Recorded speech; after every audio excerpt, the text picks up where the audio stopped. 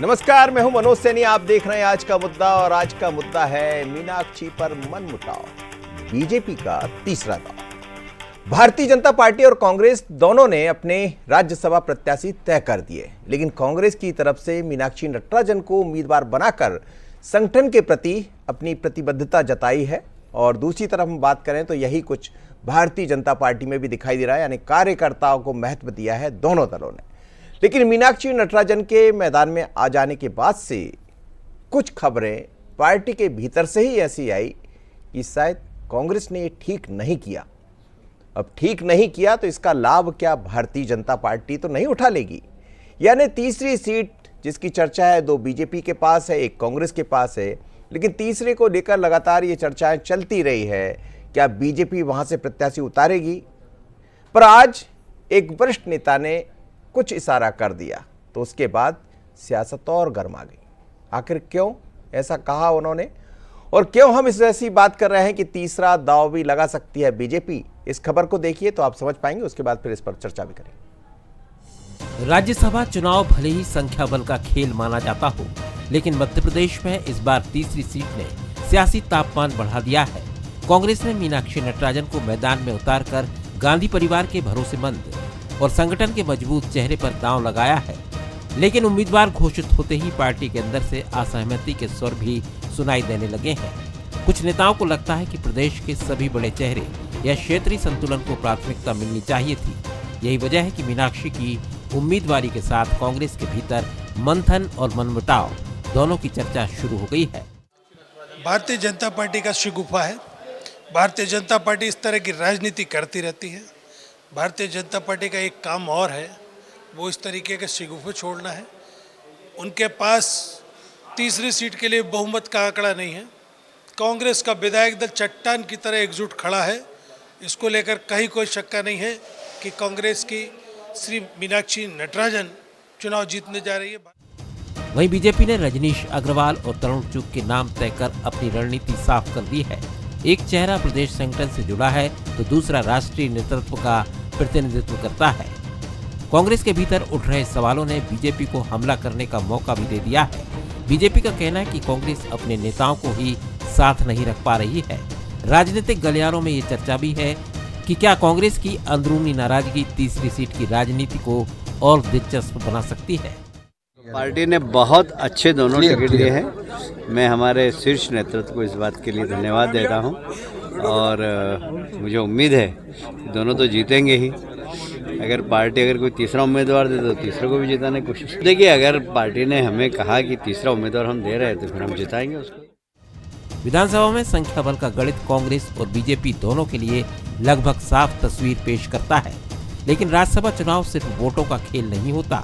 ये राजनीतिक संदेश, संगठन की एकजुटता और नेतृत्व की स्वीकार्यता का भी इम्तिहान होता है। ऐसे में अब सबकी नजर इस बात पर है कि मीनाक्षी नटराजन कांग्रेस के भीतर उठे सवालों को कितना शांत कर पाती हैं और बीजेपी तीसरी सीट के बहाने कौन सा नया सियासी दांव चलती है। मीनाक्षी पर मनमुटाव की चर्चा के बीच बीजेपी तीसरे दांव की संभावनाएं तलाश रही है। अब देखना होगा कि ये चुनाव सिर्फ राज्यसभा तक सीमित रहता है या फिर आने वाले दिनों में प्रदेश की बड़ी राजनीति का संकेत भी बनता है। तो संकेत क्या दिखाई दे रहे हैं? क्या संकेत बनते हैं कि तीसरी सीट पर भारतीय जनता पार्टी दांव लगाएगी? अभी तो कम से कम ऐसा नजर नहीं आता है। इसीलिए कैलाश विजयवर्गीय कह रहे थे यदि केंद्रीय नेतृत्व ये कहता है तो फिर कोई दिक्कत नहीं है हमें, क्योंकि बार बार जो सवाल उठाए जा रहे हैं वो बीजेपी के भीतर से कुछ तो ऐसे हैं, जैसा आप देख रहे थे, ज्ञान चंदानी प्रत्याशी रहे हैं कांग्रेस के और चुनाव में हार का सामना करना पड़ा, लेकिन उन्होंने अपनी बात कह दी। उसके अलावा भी कई नेताओं से जब बातें चल रही थी तो फिर ऐसा कहा गया उनकी तरफ से कि शायद ये ठीक नहीं है। लेकिन कांग्रेस की तरफ से भी पूरी तैयारियां हैं। आज विधायक दल की बैठक भी है। बैठक में तमाम तरह की चीज़ें देखने को भी मिल रही होगी और ये कहा भी जाएगा कि हमें अपने विधायकों को बांध कर रखना है। जो 5-6 सीट का लफड़ा है वो कहीं गड़बड़ ना कर दे, और शायद बीजेपी की नज़र भी इस पर होगी। लेकिन चर्चा को आगे बढ़ाए उससे पहले देखते हैं बंसल न्यूज के 3 सुलगते सवाल।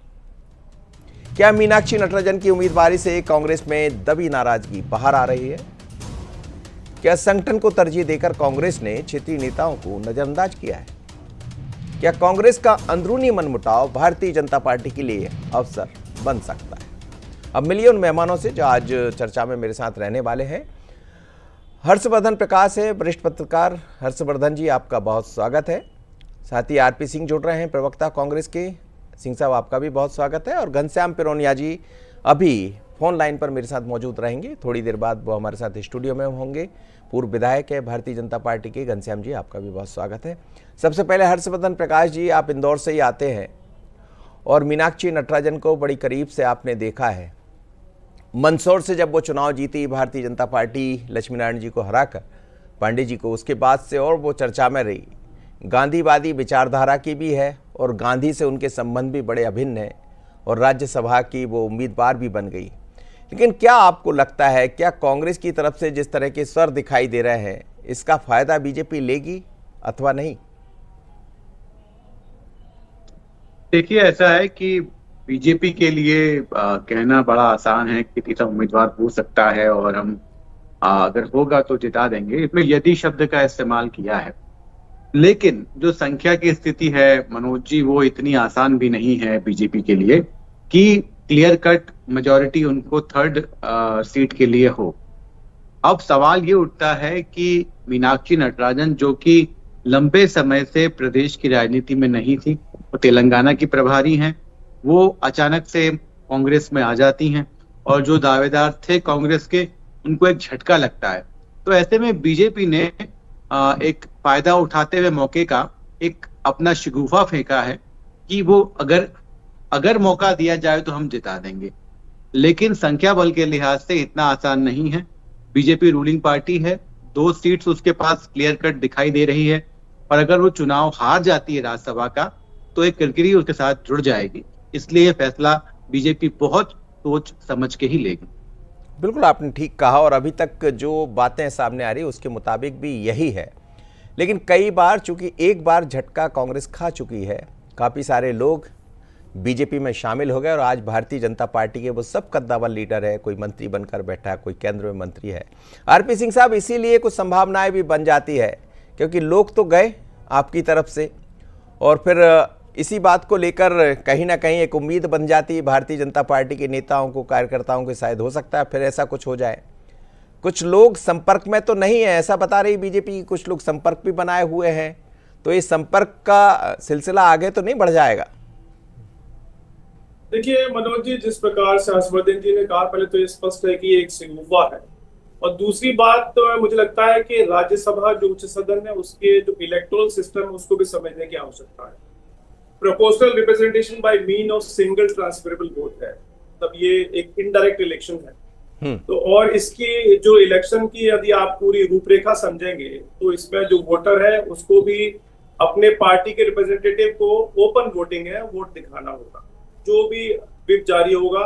तो ये मुझे लगता है कि तकरीबन असंभव है। दूसरी बात, जो आज जिस पे हम जो नैरेटिव सेट किया जा रहा है वो सिर्फ सिगुवे पे नैरेटिव सेट किया जा रहा है और विजय वर्गीय जी की बात पे तो हम बिल्कुल भी तवज्जो नहीं देते, क्योंकि जिस प्रकार से वो इररिलेवेंट हो गए हैं तो रेलेवेंस के लिए कुछ भी बोलते हैं। क्योंकि आपने देखा कि दूषित पानी से जिस प्रकार से मृत्यु हुई, उसके बाद उन्होंने जिस प्रकार की शाब्दिक हिंसा पत्रकारों के लिए भी की, तो मुझे लगता है कि मध्य प्रदेश में सिर्फ वो कुंठा के शिकार हैं क्योंकि अपने जूनियर के नीचे मंत्री पद स्वीकार किया और मुझे लगता है कि उनको ड्यू प्रमोशंस नहीं मिल रहा है। उनकी बहुत सारी लंबी फेहरिस्त है। विषय ये नहीं है, विषय ये है हम आज बहुत खुश हैं, कांग्रेस का हर कार्यकर्ता खुश है। समझिए क्यों?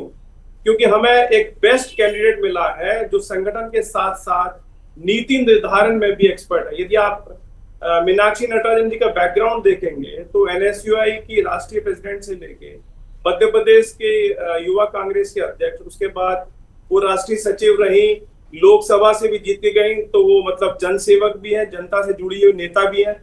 और सबसे और अहम बात, वो एक ऐसी नेता है जो गांधी जी को साक्षात जीती है। मुझे भी सौभाग्य मिला उनके साथ काम करने का जी, बल्कि मैं कहूंगा कि मैं जी बताइए जी, तो मुझे भी सौभाग्य मिला उनके साथ काम करने का। वो मेरी मेंटर जैसी भी है। मैं ऑल इंडिया कांग्रेस कमेटी की ओर से विगत लोकसभा चुनाव में ऑब्जर्वर के रूप में मैंने उनके नीचे काम किया, उनके अधीन काम किया। ये वो लोग हैं जो डेडिकेटेड पॉलिटिशियंस हैं और बल्कि मैं कहूंगा कि अब आज वो समय है जब भारतीय जनता पार्टी अटल जी को जैसे स्टेट्समैन को याद करे। और महत्वपूर्ण बात यह है कि आज उच्च सदन में कैसे लोग जा रहे हैं, कि हम स्वागत कर रहे हैं, आज हम रजनी जी का स्वागत कर रहे हैं, ऐसे लोग जा रहे हैं जो इंटेलेक्चुअल हैं, जो हमारे राज्य की बात रख सकेंगे, जो वहाँ एक अच्छे स्पोक्स पर्सन की तरह नीति निर्धारण में भी और जो गहन अध्ययन करके जाएंगे। तो ये इंटेलेक्चुअल्स का हाउस है। तो मुझे लगता है कि इसको इस तरह से लेकिन आरपी सिंह साहब, ये बात कहां से आई? बात तो आपकी तरफ से ही, आपके हमारी तरफ आपके कांग्रेस के प्रत्याशी पहले रहे हैं, बैरागढ़ से चुनाव भी उन्होंने लड़ा, उन्होंने ही ट्वीट कर अपने एक्सपर्ट ट्वीट किया और इस तरह के सवाल उठने लगे। फिर कुछ कांग्रेस नेता ये भी कहते सुने गए, मैं कहूंगा नहीं, नाम नहीं लूंगा, मेरी भी कई नेताओं से बात हुई कि यार निर्णय ठीक नहीं है। ये बात कहां से आपकी तरफ से निकल कर आई? जब ही तो बीजेपी ने बोला, और फिर उड़ीसा और हरियाणा में हमने कुछ देखा भी है। देखिए, मैं बताना चाहता हूं आपको कि यदि अब बात तो हम भी निकाल सकते हैं भारतीय जनता पार्टी की। भारतीय जनता पार्टी के बहुत से ऐसे नेता, मैं भी नाम लेना नहीं चाहूंगा, जिनसे मेरी भी बात हुई, तो उनका कहना यह है कि मध्य प्रदेश में इंपोर्ट करने की क्या आवश्यकता थी, क्या मध्य प्रदेश में नेता नहीं भारतीय जनता पार्टी के, चुप साहब को बुलाने की क्या आवश्यकता थी। तो ये एक ऐसा नैरेटिव है। देखिए, पॉलिसी डिसीजन किसी भी पार्टी का मुझे लगता है उसके सर्वोच्च नेतृत्व का सब कुछ देख के, इक्वेशन देख के होता है। और सबसे बड़ी बात ये उच्च सदन है, इसमें ऐसे इंटेलेक्चुअल्स ही जाते हैं जो अपर हाउस को रिप्रेजेंट कर रहे हैं और पार्टी को निर्धारित करना होता है। चलिए ठीक है, मैं लौटता हूं जी, सेकंड राउंड में आपसे बात करूंगा। मेरे साथ इस वक्त जुड़ भी गए हैं घनश्याम पिरोनिया जी, पूर्व विधायक है। घनश्याम जी, आपका बहुत स्वागत है, स्टूडियो में ही मौजूद है। घनश्याम जी, आखिर क्यों चर्चा फिर आ गई तीसरी सीट की? कैलाश जी भी ये कह रहे थे यदि नेतृत्व ये कह देता हम तैयार हैं, तो क्या तैयारी है तीसरी सीट की? और कांग्रेस की तरफ से भी कुछ स्वर ऐसे आ गए कि शायद ठीक नहीं किया कांग्रेस ने, तो क्या तैयारियां हैं? देखिए, भारतीय जनता पार्टी तो हमेशा हर चीज़ में, हर क्षेत्र में सिद्धता हासिल रखती है, तैयारी रखती है। और चुनाव ये चुनाव की तरह होना चाहिए, चुनाव की तरह लड़ना चाहिए। इसमें अगर तैयारी पार्टी विशेष रखती है तो इसमें क्या आपत्ति होना चाहिए। और इसलिए आदरणीय कैलाश विजयवर्गीय जी ने जैसा कहा है कि शीर्ष नेतृत्व अगर कहता है तो हम चुनाव के लिए तैयार हैं। और ये कांग्रेस को कहना साहब कि उनके अंदर ये है, ऐसा है, भाई वास्तव में कांग्रेस को तो स्वयं के गिरेबान में झांकने की आवश्यकता है। कैसी उनके अंदर फूट है, कैसी उनके अंदर नेता न मानने की परंपरा है। ये देखिए, भारतीय जनता पार्टी में इस प्रकार का आचरण नहीं है। हमारे यहाँ पर अगर तय था तो हमने 2 ही प्रत्याशी हमने घोषित किए हैं, तीसरा प्रत्याशी घोषित करने की बात ही नहीं हुई है। अब उनकी तरफ से जो बात आ रही है, तो अगर इस प्रकार का माहौल निर्मित होता है तो हम तैयार हैं कुल मिलाकर के। मतलब आपकी तैयारी है, कोई संपर्क में तो नहीं है कुछ विधायक आपके? नहीं, देखिए, हमने कहा ना, भारतीय जनता पार्टी तो हर क्षेत्र में हमेशा तैयार रहती है, लेकिन प्रत्याशी भारतीय जनता पार्टी ने 2 ही निरूपित किए हैं अभी। ये इस बात का द्योतक है कि जो आरोप आदरणीय अभी कांग्रेस के प्रवक्ता महोदय लगा रहे थे, देखिए, आपको तो अपना घर संभालने की आवश्यकता है, लेकिन भारतीय जनता पार्टी दरवाजे खोल के रखती है। जिस ध्येय उद्देश्य को लेकर के हम काम कर रहे हैं, तेरा वैभव अमर रहे, माँ हम दिन 4 रहे ना रहे, राष्ट्रवाद की भावना, देश सर्वोच्च शिखर पर पहुँचे, विश्व गुरु बने, इस हेतु अगर कोई हमारे साथ आने को खड़ा होता है, हम तैयार हैं उनके साथ में। ये सोच लेकर मतलब मेरा दर खुला है, खुला ही रहेगा, और कोई आ रहा तो आ भी जाएगा। चलिए, धड़कनें बढ़ा रहे होंगे आप ऐसी बात करके। हर्षवर्धन जी, दोनों की बातों को आप सुन रहे हैं। बात इसलिए भी सामने आ जाती है कि उड़ीसा में कुछ देखने को मिला, हरियाणा से फिर इस तरह की खबरें आई राज्यसभा के दौरान, और मध्य प्रदेश तो ये कर चुका है, जिसके कारण सरकार भी बन गई फिर से 2020 में भारतीय जनता पार्टी की। आपको लगता क्या, आखिर ये बात निकलने का क्या वजह नजर आती है कि कांग्रेस के भीतर से? जी मनोज जी, राजनीति संभावनाओं का खेल है। यहाँ पे 1 और 1 हमेशा 2 नहीं होता, और 2 और 2 हमेशा 4 नहीं होता। वक्त के मुताबिक चीजें बदलती हैं। तो अगर बीजेपी के पास नंबर्स हैं तो हो सकता है, लेकिन जैसा मैंने पहले कहा कि मार्जिन बहुत नैरो है। और अगर मान लीजिए मीनाक्षी जी, जिनके बारे में कहा जाता है कि वे राहुल गांधी की पसंद हैं, राहुल गांधी ने उनको समर्थन देके यहाँ भेजा है, तो ऐसे में जो क्रॉस वोटिंग करेंगे कांग्रेस के विधायक, उनके लिए बड़ा खतरा पैदा हो जाएगा। इसके साथ ही जीतू पटवारी, अगर ये सीट खुदा ना खास्ता हार जाती है कांग्रेस, तो जीतू पटवारी के लिए भी बड़ी मुश्किल का सबब बन जाएगा। इसलिए कांग्रेस को भी अगर मध्य प्रदेश में 2028 का चुनाव उसको लड़ना है दमदारी से, तो एक लिटमस टेस्ट है कांग्रेस का कि ये राज्यसभा की सीट कम से कम निकाल के दिखा। हाँ बिल्कुल, और उम्मीदवार तो सीधा राहुल गांधी जी का उम्मीदवार है, गांधी परिवार का उम्मीदवार है। मीनाक्षी नटराजन के बारे में कहा जाता। आरपी सिंह साहब, ये बात सही है। लेकिन मनोज जी ये जो कैलाश विजयवर्गीय ने जो आज एक जाल फेंका है कांग्रेस की ओर, वो मीनाक्षी नटराजन के नाम की घोषणा के बाद ही फेंका है। हाँ हाँ। अब ये क्या वो था ले पा रहे हैं कि मीनाक्षी के नाम से जो धड़ा कांग्रेस का एक है वो नाखुश है, तो वो क्या इसको था लेने के बाद उन्होंने जाल फेंका, ये भी बड़ा सवाल। हाँ, और ज्ञानचंदानी ने दे दिया ना, सुबह से ट्वीट कर ये बोल भी दिया है एक्स पर कि हाँ कुछ तो बनती स्थितियाँ।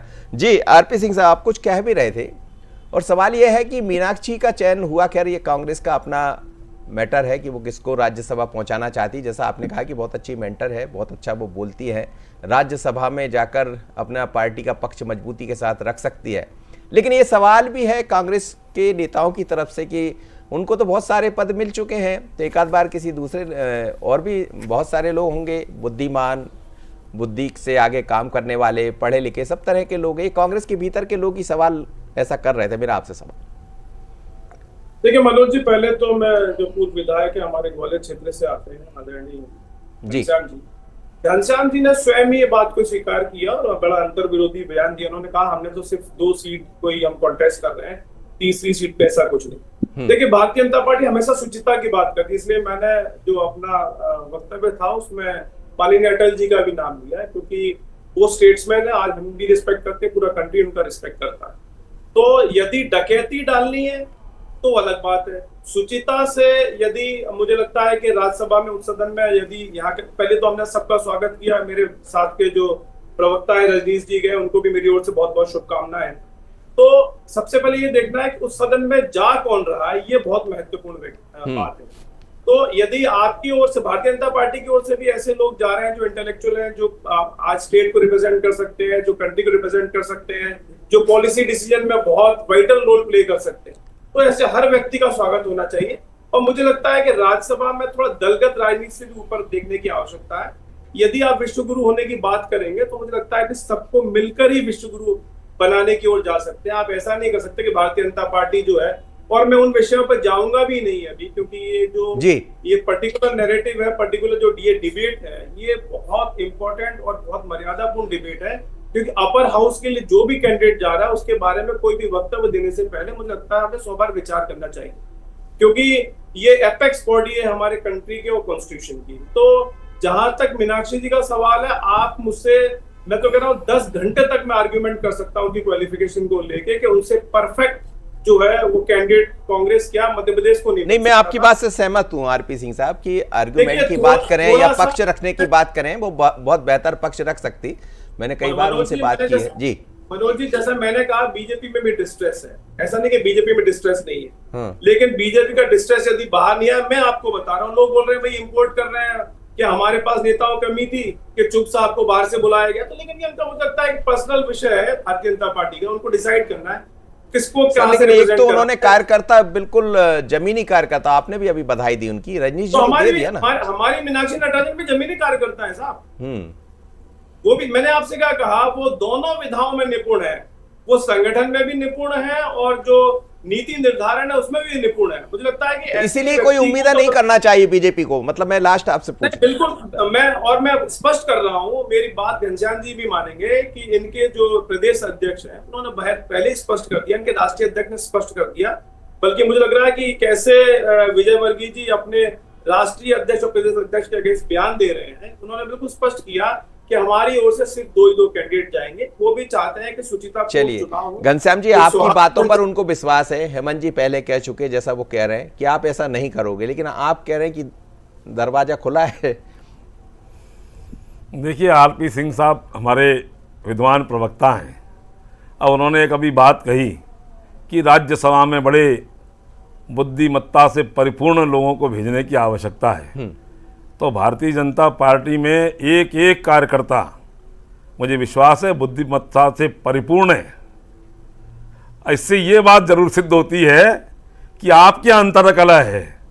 आप नहीं मान रहे, कांग्रेस नहीं मान रही है कि आदरणीय नटराजन जी जो बुद्धिमत्ता से परिपूर्ण है, और इसलिए क्या दिग्विजय सिंह जी नहीं है, क्या कमलनाथ जी नहीं है, क्या अन्य लोग नहीं है? ये सब होने के कारण ही तो आपके यहाँ ये सब अंतर्द्वंद चल रहा है, ये सब चल रहा है सोशल मीडिया पे। भारतीय जनता पार्टी में तो नहीं चल रहा है। आता हूं आरपी सिंह। और अगर भारतीय जनता पार्टी में नहीं चल रहा है तो भारतीय जनता पार्टी पर कटाक्ष करने की आवश्यकता ये नहीं रहना चाहिए। इसलिए मैंने प्रारंभ में कहा कि स्वयं के घर को अपने को संभालने की आवश्यकता है।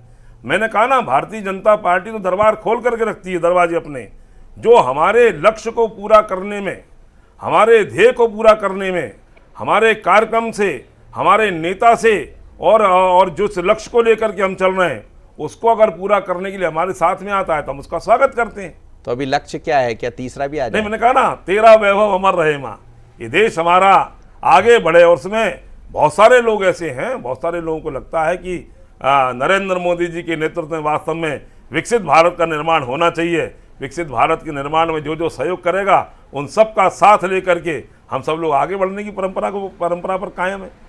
जी आरपी सिंह साहब कुछ कह रहे थे, आप जल्दी से कह दीजिए, समय कम है। जी देखिए, मैं घनश्याम जी को एक ही बात कहना चाहता हूँ खाली कि जहाँ तक एक अच्छे प्रजातांत्रिक व्यवस्था की बात है तो मुझे लगता है विपक्ष की भी उतनी अहम भूमिका है। वो भरपूर इस बात को समझेंगे, मेरी बात को, बल्कि मैं कहूँगा मेरी बात का सपोर्ट भी करेंगे उनको।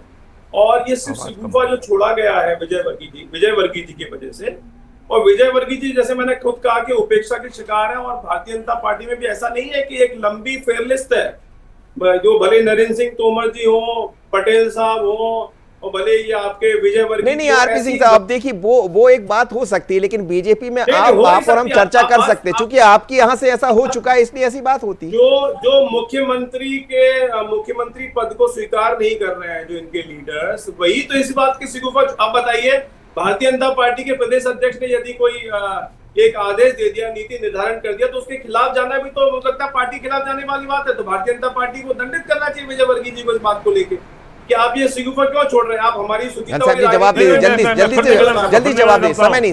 शिगुफा नहीं है, शिगुफा नहीं है। और देखिए, आपने पहले फिर कह रहा हूँ, भारतीय जनता पार्टी वास्तव में छोटे कार्यकर्ता को आगे बढ़ाने का काम करती है। और हम जो कह रहे हैं कि समाज के अंतिम छोर के व्यक्ति का कल्याण, आपके यहाँ क्यों ये सब चल रहा है, क्यों ये सोशल मीडिया पे चल रहा है? हमारे यहाँ पर तो आप देखेंगे, हमने राज्यसभा में जबलपुर से आदरणीय सुमित्रा वाल्मीकि जी को भेजा राज्यसभा में हमने, और पीठाधीश्वर जो वो भी अनुसूचित जाति वर्ग से आते हैं उनको भेजने का काम किया। और इससे सिद्ध होता है कि भारतीय जनता पार्टी का एक एक कार्यकर्ता सर्वांगीण परिपूर्ण है। और उसको अगर हम यहाँ भेजते हैं उसमें कहीं ना कहीं बाहर आगे बढ़ने का काम रहता है। कांग्रेस में अंतर्द्वंद है, कांग्रेस में विरोधाभास है, कांग्रेस में नेता मानने की परंपरा नहीं है, कांग्रेस मानती नहीं है किसी को। और उसी का परिणाम है कि आपके यहाँ सब कुछ ये बयानबाजी चल रही है। भारतीय जनता पार्टी ने बयानबाजी नहीं करी है। आपके नेता आदरणीय नटराजन जी को नेता नहीं मान रहे, आपके नेता उनको मानने को तैयार नहीं, राज्यसभा में जाना चाहिए।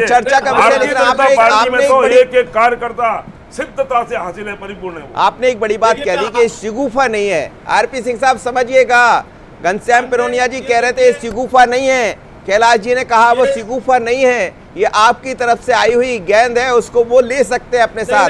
अब आगे क्या होगा, खैर ध्यान रखेंगे इस पर, आप भी ध्यान रखिएगा। कल परसों का दिन आप लोग के लिए बड़ा महत्वपूर्ण हो सकता है। अब बात आप क्या कह रहे हैं, समय नहीं है आपकी बात रखने का, लेकिन बड़ा दिलचस्प हो सकता है राज्यसभा का चुनाव। यदि तीसरी सीट पर भारतीय जनता पार्टी की निगाह लगी हुई है तो फिर मानकर चलिए कुछ और भी होगा, लेकिन ऐसी संभावना मुझे भी कम दिखाई देती है। पर ये राजनीति है, यहाँ सब कुछ संभव है। तो आगे देखिए होता है क्या। मुझे दीजिए इजाज़त। आप सभी मेहमानों को बहुत धन्यवाद, घनश्याम जी, आरपी सिंह साहब, हर्षवर्धन प्रकाश जी। लेकिन राज्यसभा भारतीय जनता पार्टी की केंद्र के लिए भी बहुत ज़रूरी है। कई ऐसे बिल है तो वो भी चाहेगी कि संख्या बल और ज़्यादा हो जाए, और यदि एक सीट और मध्य प्रदेश से बढ़ जाती है तो फिर बल्ले बल्ले। बने रहिएगा बंसल न्यूज़ पर।